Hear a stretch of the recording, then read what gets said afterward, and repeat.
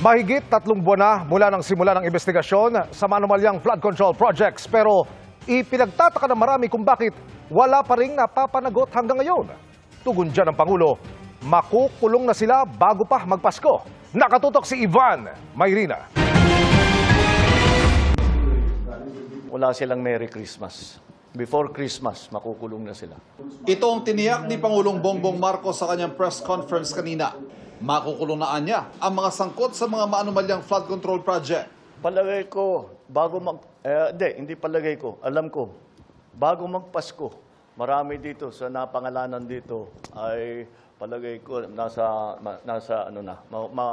matatapos na yung kaso nila, buo na yung kaso, makukulong na sila.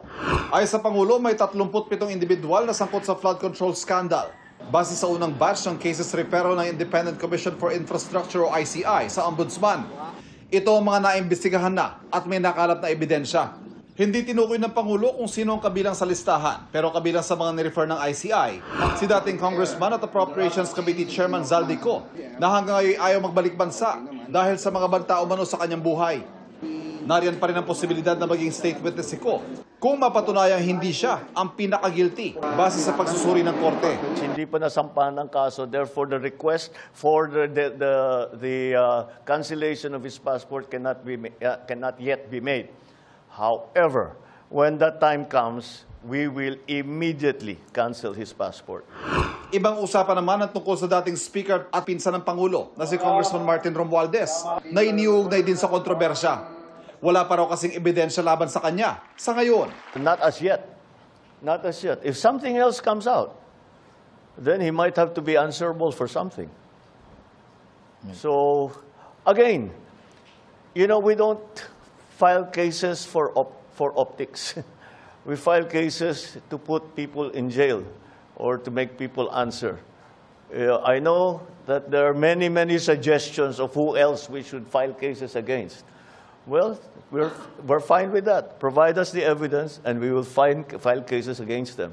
Bukod sa pagpapanagot sa mga may sala, layon ng gobyerno na mabawi ang mga pondong ibinulsa sa maanumalyang flood control projects. Sa ngayon, nasa 6.3 billion pesos na ang naipa-freeze ng Anti-Money Laundering Council.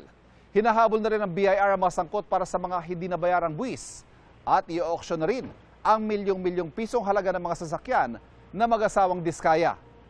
Pagtitiyak ng Pangulo, mas lalaki pa ang halagang mababawi sa mga susunod na araw.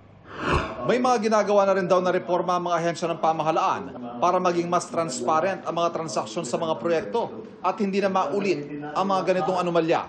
Pero babala ng Pangulo, pauna pa lamang ang mga mananagot dito sa anomalya at may mga susunod pa. Kaya't yung mga taong yan na kasabwat dyan, ito, mga walang hiyang ito, na nagnanakaw ng pera ng bayan, tapos na ang maliligaya ninyong araw. Hahabulin na namin kayo. Para sa GMA Integrated News, Ivan Mayrina, nakatutok, 24 oras. 3 senador pa ang irerekomendang makasuhan ng Independent Commission for Infrastructure kaugnay ng mga maanumalyang flood control project. Nag-inspeksyon din ang ICI sa mga proyekto kontra baha sa Ilocos Norte. Ang kanilang nakita sa pagtutok ni Joseph Moro. Ininspeksyon ni Independent Commission on Infrastructure o ICI Special Advisor Rodolfo Azurin Jr. at Public Works Undersecretary Arthur Bisnar ang mga flood control projects sa Vintar, Ilocos Norte, kabilang ang nasa Bongo River at Sinigpit Creek.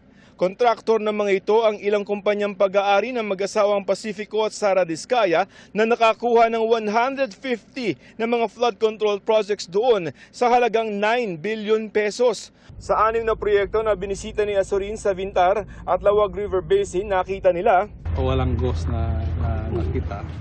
And then, as to the standard, yun ngayon ang ibabalit natin. And yung may iwan na mga engineers dito, titignan pa nila yung mga ibang mga projects. We are transparent. We will go to every part of the country to verify if there is a ghost project. Sa pagpapatuloy ng kanilang investigasyon, sabi ni ICI Chairman Justice Andres Reyes Jr., 3 senador pa ang irerekomenda nilang kasuhan kaugnay ng flood control projects. Hindi tinukoy ni Reyes kung sino-sino sila, pero iba pa ito sa naunang rekomendasyong plunder at graft complaint laban kina Senador Jinggoy Estrada at Senador Joel Villanueva. Bukod sa 2 senador, may 2 kongresista, si dating Congressman Saldi Co at dating Caloocan 2nd District Representative Mitzi Kahayon Uy o kabuuang 4 na mga mamabatas ang inirekomenda na ng ICI na kasuhan ng Ombudsman. Sa executive order na bumuo sa ICI, may kapangyarihan ng komisyon na magrekomenda ng mga state witness, mga kasabwat sa krimen na pwedeng gamitin ng gobyerno laban sa mga sangkot sa anomalya. Sabi ni Reyes, Yes, we'll be using that. We will see if we recommending. Maybe. Isinimite naman ngayong araw ng ICI ang ika-5 nitong rekomendasyon sa Ombudsman. Ang kasuhan din ng graft malversation at iba pang kasong kriminal sina dating DPWH Bulacan 1st District Engineer Henry Alcantara, dating Engineer Bryce Erickson Hernandez, Engineer Ernesto Galang at 3 iba pang opisyal ng DPWH Bulacan. Kaugnay yan ng 74 million peso ghost flood control project sa Hagonoy, Bulacan. Pinakakasuhan din ang may-ari ng kontraktor na Darcy and Anna Builders and Trading na si Darcy Kimmel Respesio. Ang rekomendasyon ay base sa report ng Commission on Audit o COA na nagsabing walang istrukturang itinayo sa lokasyong sinabi sa proyekto kahit pa binayaran ito at inineklarang tapos na Oktubre noong 1 taon. Pinakakasuhan naman ulit ng kasong administratibo si dating DPWH Secretary Manuel Bonoan na nasa labas na ng bansa ngayon at mga dating DPWH Undersecretaries Roberto Bernardo at Catalina Cabral. Para sa GMA Integrated News, Joseph Morong, nakatutok 24 oras. Inamin ng isang senador na tumanggap siya ng kontribusyon mula sa isang contractor para sa kanyang kampanya noong 2022 ayon sa Commission on Elections. Dahil bawal yan sa ilalim ng batas, hinihintay ngayon ang rekomendasyon ng Political, Finance and Affairs Department ng Komisyon kung itutuloy ito sa pagsasampa ng kaso. Nakatutok si Dano Tingkungko. Nang sagutin nila ang show cause order ng COMELEC, hindi na itinanggi ng isang senador at isang contractor ang pagtanggap ng mambabatas ng campaign contribution mula sa contractor nitong 2022 elections. Tinanong pero tumanggi si COMELEC Chairman George Erwin Garcia na pangalanan sila. Pero nauna nang inisyuhan ng COMELEC ng show cause order si Senador Chis Escudero nitong Oktubre kaugnay ng campaign donation ng presidente ng Centerways Construction and Development para sa 2022 elections. Sabi ni Garcia, hinihintay nila ang rekomendasyon ng Political Finance and Affairs Department na kailangan pang aprubahan ng NBank. Hindi tiyak kung kailan ito ilalabas. Kung ang recommendation is to file the case, then immediately i-authorize ng Commission NBank ang filing ng kaso sa ating Law Department para magkaroon ng formal na preliminary investigation. Ang importante po ay tapos naman yung ating pong tinatawag na evidence gathering, yung ating investigation, at upang makapunta na sa tinatawag na PI kung kakailanganin o dismissal naman kung hindi naman talaga minamarapat. Sa November 21 naman ang deadline para sumagot sa show cause order na inisyu ng COMELEC sa 27 contractor na nakitaan ng kontribusyon sa mga kandidato ng 2022 elections. Matapos nito, mga kandidatong binigyan naman ng kontribusyon ng 2022 elections ang i-issuehan ng show cause order para ipaliwanag kung bakit hindi sila dapat kasuhan ng paglabag sa Section 95C ng Omnibus Election Code. Pinagbabawal niya ng pagsolicit o pagtanggap ng kontribusyon mula sa public contractors o mga may kontrata sa gobyerno. Iniimbisigahan din ng COMELEC kung kumpleto ang deklarasyon ng mga kandidato sa kanilang Statement of Contributions and Expenditures o SOSE. Kung hindi, ayon sa COMELEC, pwede yang ituring na paglabag sa Omnibus Election Code, perjury o falsification of public documents. Buti available na ngayon yung SALN. Pero syempre po, kaya ang COMELEC hindi makapag-moto proprio dati, tatandaan po ng lahat na yung po kasing hawak-hawak lang ni COMELEC ay yung mismong SOSE.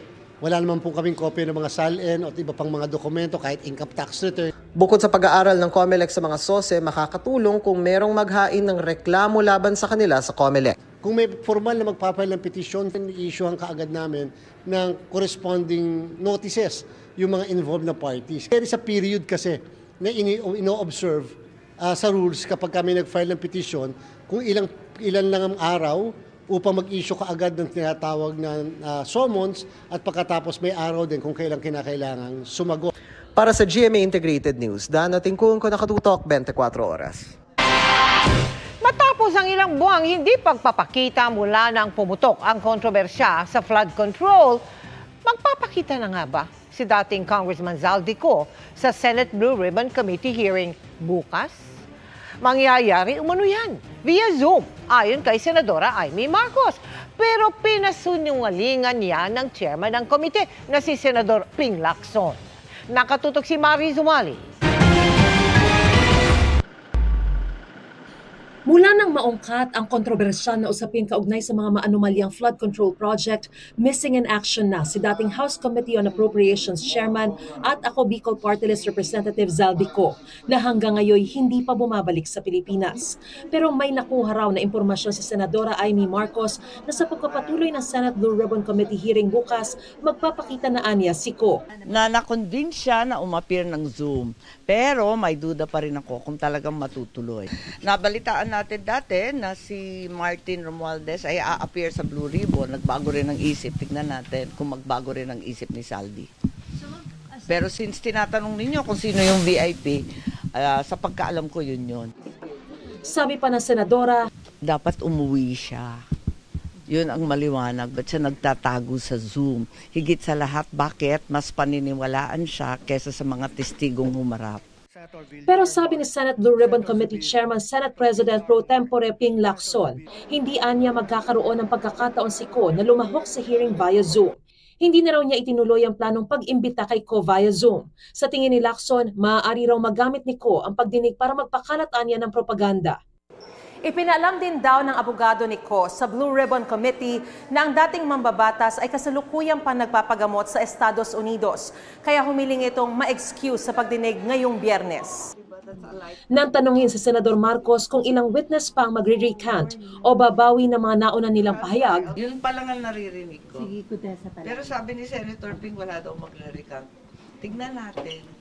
Sa isang text message kahapon sinagot yan ni Senador Lacson. Sabi niya kay Senador Amy, "Welcome to the dream world." Dagdag pa niya, dahil daw birthday ni Senador Amy ay hindi na niya ito papatulan kahit guni-guni lang ang sinasabi niya. Sagot dito ni Senador Marcos, dati yan din ang sinabi niya tungkol sa mga hearing. Bakit na naging totoo? Diba, yung last time, yung tungkol, tapos biglang nag-resign sa Blue Ribbon. Wala, hindi ko inaaway si Ping. Nasabi ko lang ang totoo. Sabi ni Lacson sa kanyang pahayag ngayong araw, higit daw sa mga prediksyon ni Senador Marcos tungkol sa pagdinig ng Blue Ribbon, mas pinahahalagahan daw niya ngayon ang paggaling ng kanyang boses para sa pagdinig bukas. Para sa GMA Integrated News, Mariz Umali, nakatutok, 24 oras. Mga kapuso, maraming Pilipino ang naniniwalang napakatalamak na ng korupsyon sa gobyerno sa kasalukuyang administrasyon. Sinabi yan ng 84% ng mga lumahok sa survey nitong October 19 hanggang 22. Mahigit kalahati naman ang nagsabing hindi sapat ang mga batas ng bansa para labanan ng katiwalian. Sa kabila niyan, 61% ang naniniwalang kayang patakbuhin ng gobyerno nang walang korupsyon. 38% lamang ang nagsabing bahagi na ng gobyerno ang katiwalian.